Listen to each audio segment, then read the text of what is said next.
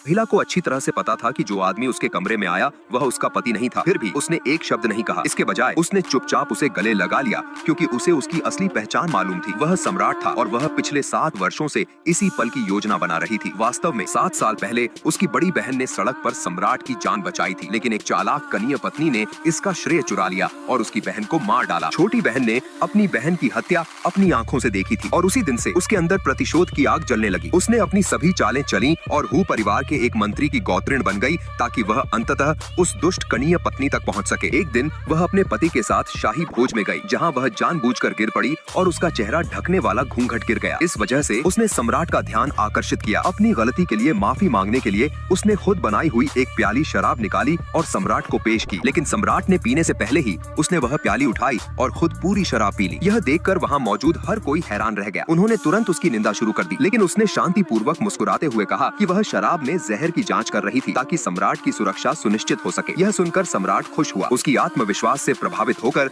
उसने वही शराब उसी प्याली से पी और सभी के सामने उसने उसकी शराब की तारीफ की, कहते हुए कि यह बहुत स्वादिष्ट है। यह सुनकर लड़की समझ गई कि मछली जाल में फंस चुकी थी। बाद में दुष्ट कनीय पत्नी सम्राट से मिलने उसके कमरे में आई, लेकिन उसने उसे पूरी तरह नजरअंदाज कर दिया। यह देखकर महिला क्रोधित हो गई और अपनी सारी निराशा नौकरानी पर निकालने लगी। इसलिए अपनी जान बचाने के लिए नौकरानी ने झूठ बोला, मेरी रानी, आप सम्राट की असली रक्षक हैं, इसी कारण वह आपसे सबसे ज्यादा प्यार करता है। यह सुनकर कनीय पत्नी खुश हुई और उसने अपनी जान बचा ली, लेकिन उसे यह नहीं पता था दूसरी तरफ महिला सम्राट का दिल जीतने की योजना बना रही थी, ताकि वह सब कुछ उस कनीय पत्नी से छीन सके जिसने उसकी बहन को मार डाला था। अब आगे क्या होगा जानने के लिए इस वीडियो को